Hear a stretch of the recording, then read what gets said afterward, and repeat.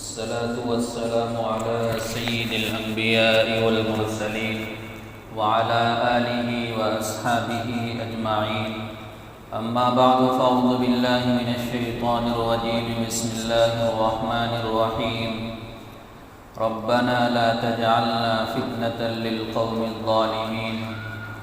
وقال تعالى في مقام آخر: يا أيها الذين آمنوا استعينوا بالصبر والصلاة إن الله مع الصابرين. صدق الله العلي العظيم. صلى الله عليه وعلى آله وأصحابه أجمعين. صلى الله عليه وسلم. میرے واجب الاحترام بھائیو، دوستو اور بزرگوں اور عزیز ساتھیوں، اللہ رب العالمین کا بہت بڑا کرم ہے، شکر ہے کہ اللہ تبارک و تعالیٰ نے ہم سب کو عافیت کے ساتھ رکھا اور یہاں پر جمعہ کی نسبت سے حاضری ہو رہی ہے۔ اللہ تبارک و تعالیٰ اس حاضری کو قبول فرمائے اور جو کچھ کہا جائے سنا جائے اس پر عمل کرنے کی بھی توفیق نصیب فرمائے۔ عزیزو، آج کی اس مجلس میں میں آپ حضرات کے سامنے ایک حدیث شریف کا خلاصہ انشاءاللہ پیش کروں گا، جس میں نبی کریم علیہ السلام نے 4 چیزوں سے پناہ مانگنے کو فرمایا ہے۔ یعنی نبی علیہ السلام نے جن چیزوں سے پناہ مانگنے کی ترغیب دی ہے، مسلمانوں کو چاہیے کہ ان سے پناہ مانگنا چاہیے۔ ایک حدیث ہے جس کے راوی ہیں حضرت جابر بن ثابت رضی اللہ تعالی عنہ۔ وہ فرماتے ہیں کہ نبی کریم علیہ السلام ایک مرتبہ مدینہ میں انصار کے ایک قبیلہ میں بنو نجار کے ایک باغ میں موجود تھے، اور حضرت جابر فرماتے ہیں کہ ہم بھی آپ علیہ السلام کے ساتھ موجود تھے اور چند صحابہ کرام بھی، اور آپ علیہ السلام ایک خچر پر سوار تھے اور وہ خچر اچانک بدکنے لگا، کودنے لگا۔ اندیشہ یہ تھا کہ وہ خچر آپ کو نیچے گرا دیتا اور آپ کو تکلیف پہنچ جاتی، لیکن نبی کریم علیہ السلام کی اللہ تبارک و تعالیٰ نے حفاظت فرمائی، آپ نہیں گرے، بچ گئے۔ پھر آپ علیہ السلام نیچے اترے اور فرمایا کہ یہاں جو چند قبریں ہیں، ان قبروں کے آدمیوں کو لوگ کوئی پہچانتا ہے یا نہیں؟ تو صحابہ میں سے کسی نے کہا کہ ہاں میں جانتا ہوں کہ یہ فلاں فلاں کی قبریں ہیں۔ تو نبی علیہ السلام نے ارشاد فرمایا کہ کیا تم یہ جانتے ہو کہ جو مرنے والا مر چکا ہے یہ کس حالت میں یا دنیا سے گیا ہے، کوئی بتا سکتا ہے؟ تو کسی نے کہا اے اللہ کے نبی صلی اللہ علیہ وسلم، یہ جس انسان کی قبر ہے، جن لوگوں کی قبریں ہیں، یہ اللہ کے ساتھ شریک کیا کرتے تھے، اللہ کے علاوہ بھی کسی کو معبود مانا کرتے تھے۔ تو نبی علیہ السلام نے میرے عزیزو اس موقع پہ جو جملہ ارشاد فرمایا، وہ فرمایا کہ اے میرے صحابہ، اللہ تبارک و تعالیٰ کے یہاں ایک نظام ہے، وہ یہ ہے کہ انسانوں کی آزمائش، جب وہ انسان دنیا سے پردہ فرما جاتا ہے اور قبر میں آ جاتا ہے تو اللہ کے کچھ امتحانات ہوتے ہیں۔ اللہ تبارک و تعالیٰ بندوں سے کچھ امتحانات لیتے ہیں، کچھ سوالات ہوتے ہیں۔ اگر اس کے نیک اعمال ہوتے ہیں تو وہ پاس ہو جاتا ہے، کامیاب ہو جاتا ہے، اور اگر بد ہوتا ہے، برا ہوتا ہے تو ناکام ہو جاتا ہے، اور اس کے لیے سزائیں مہیا کر دیا جاتا ہے، سزائیں پیش کر دی جاتی ہے اور ان کو سزائیں ملتی رہتی ہے۔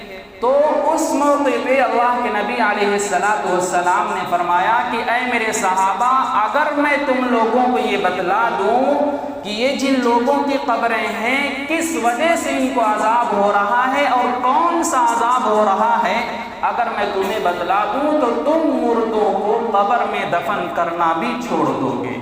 لیکن اللہ کے نبی علیہ السلام نے اس موقع پر آپ علیہ السلام نے نہیں بتایا۔ اس کے حوالے سے اللہ کے نبی علیہ السلام نے فرمایا کہ 4 چیزیں ہیں جس سے انسان کو پناہ مانگنی چاہیے۔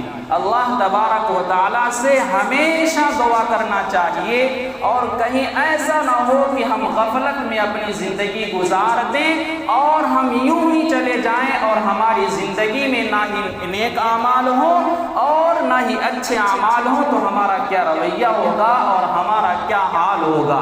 اللہ کے نبی علیہ السلام نے فرمایا جو پہلی چیز ہے، یعنی کہ جو پہلی چیز ہے اس سے پناہ مانگنے کو فرمایا وہ ہے فتنہ قبر، یعنی کہ قبر کے عذاب سے پناہ مانگنی چاہیے۔ ہر مسلمان کو چاہیے کہ قبر کے عذاب کے فتنے سے ہمیشہ اللہ رب العالمین سے دعا مانگنی چاہیے کہ اے اللہ ہمیں تو قبر کے عذاب سے، ہمیں تو قبر کے سختی سے ہماری حفاظت فرما، کیونکہ میرے عزیزو مومن کے لیے سب سے پہلا مرحلہ قبر ہوتا ہے۔ اگر وہاں معاملہ ٹھیک ٹھاک رہا تو آگے کے مناظر جو ہیں وہ بالکل درست ہوں گے، ٹھیک ٹھاک ہوں گے، لیکن اگر یہی معاملہ بگڑ گیا، گڑبڑ ہو گیا، تو آگے کے مرحلے کیسے ہوں گے اللہ ہی جانتا ہے۔ اس لیے مسلمانوں کو چاہیے کہ قبر کے حوالے سے ہمیشہ اللہ رب العالمین سے دعائیں مانگنا چاہیے۔ چنانچہ حدیث میں آتا ہے کہ حضرت عثمان بن عفان رضی اللہ تعالیٰ عنہ، یہ بہت بڑے صحابی ہیں، ان کے بارے میں ملتا ہے کتابوں میں کہ جب یہ قبر کے پاس سے گزرا کرتے تھے، یعنی کہ قبرستان سے گزرا کرتے تھے یا کسی قبر کے پاس جایا کرتے تھے، تو زاروں قطار رویا کرتے تھے، اور اتنا رویا کرتے تھے کہ آپ کی داڑھی مبارک تر ہو جایا کرتی تھی آنسو سے۔ تو لوگ، ساتھی لوگ پوچھتے تھے کہ اے عثمان، آپ تو جنت اور جہنم کا جب ذکر ہوتا ہے تب اتنا نہیں روتے جتنا آپ قبر کو دیکھ کر رویا کرتے ہیں۔ تو اس موقع پہ حضرت عثمان نے جملہ فرمایا تھا کہ اے لوگو، اے میرے یارو، یہ قبر انسانوں کی سب سے پہلی منزل ہے، اگر یہاں معاملہ ٹھیک ٹھاک رہا تو آگے کی منزل بالکل ٹھیک رہے گی۔ اس ناطے حضرت عثمان غنی رضی اللہ تعالی عنہ رویا کرتے تھے زاروں قطار۔ لیکن آج کا مسلمان کیا ہے اللہ عالم، آج کا مسلمان کیا ہے اللہ خیر کرے، بھلا کرے، کہ مسلمان قبرستان کے سامنے سے گزر جاتے ہیں یا قبرستان میں موجود ہوتے ہیں، دھڑلے سے ہنستے ہیں، ٹھٹھا لگاتے ہیں، ایسا معلوم نہیں ہوتا ہے کہ یہ کس جگہ پہ ہیں، گھر پہ ہیں یا بازار پہ ہیں یا کہاں ہیں، کچھ بھی احساس نہیں ہوتا۔ لہذا میرے بھائیوں، ہمیں اس کا احساس ہونا چاہیے کہ ہمیں اس دنیا کو ایک نہ ایک دن چھوڑ کے جانا ہے۔ اس لیے اللہ کے نبی صلی اللہ علیہ وسلم نے جو پہلی بات فرمائی ہے، یعنی کہ قبر کے عذاب سے پناہ مانگنا ہے، اور دوسری بات اللہ کے نبی صلی اللہ علیہ وسلم نے ارشاد فرمایا کہ دوزخ کے عذاب سے پناہ مانگنا ہے، کہ اے اللہ ہمیں تو دوزخ میں داخل نہ کرنا، ہمارے اعمال تو برے ہی ہیں، ہمارے اعمال بد ہیں، لیکن اے اللہ اپنے رحم و کرم سے ہمیں معاف کر کے جنت میں ہمارا داخلہ فرما دینا۔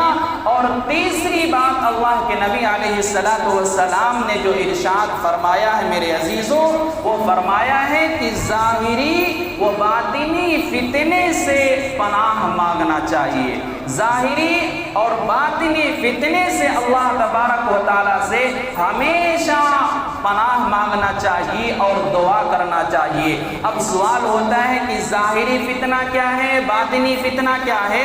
جو ظاہری فتنہ یہ ہے میرے عزیزوں کہ ہمارے ساتھ دنیا میں حوادثات پیش آ جائیں، کوئی نہ کوئی مجبوری پیش آ جائے، کوئی دشواری پیش آ جائے، کوئی بیماری پیش آ جائے، ہم راستے میں چل رہے ہیں، اچانک ایکسیڈنٹ ہو جائے، ہمارا بیٹا بیمار ہو جائے، یہ ظاہری فتنہ ہے۔ اللہ تبارک و تعالیٰ سے اس سے بھی پناہ مانگنا چاہیے۔ اور باطنی فتنہ کیا ہے؟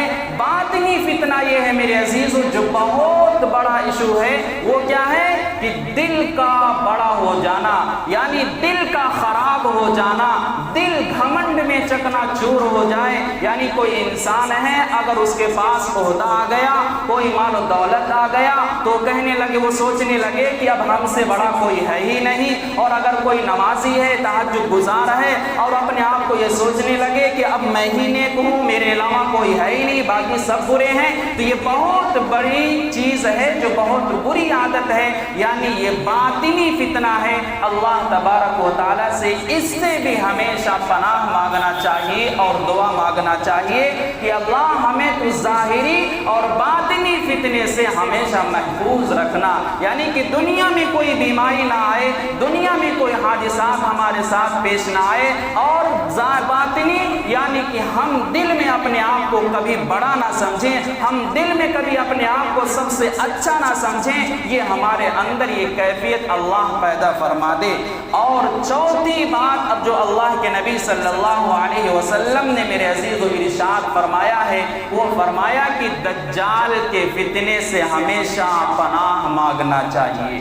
یہ دجال کا فتنہ بہت ہی خطرناک ہے، یہ دجال کا فتنہ بہت ہی دردناک ہے. میرے عزیز و اللہ کے نبی صلی اللہ علیہ وسلم نے جب اس جملے کو ارشاد فرمایا، اس موقع پہ کہا تھا کہ اے صحابہ، اگر میرے زمانے میں فتنہ دجال آ گیا، یعنی کہ دجال کا فتنہ آ گیا، تو تم نہیں گھبرانا، تم مت گھبرانا، میں اس سے مقابلہ کرنے کے لیے تنہا کافی ہوں. یعنی کسی اور کی ضرورت نہیں پڑے گی، میں اس سے مقابلہ تنہا کروں گا اور اس کا کام تمام کر دوں گا. لیکن اے میرے صحابہ، اگر میرے زمانے میں، میرے دور میں یہ فتنہ نہیں آیا، تو اس کے بعد یہ فتنہ قیامت کے قریب ضرور آئے گا. اور قیامت کے قریب آئے گا، اس موقع پہ ہر مسلمانوں کی ذمہ داری ہوگی، ہر مومن کی ذمہ داری ہوگی کہ اس کا مقابلہ کرے، اس کا سامنا کرے. یعنی کہ یہ فتنہ اتنا خطرناک ہوگا کہ لوگوں کے ایمان کو بچانے کے لیے بہت لوگوں کا ایمان چھینا جائے گا،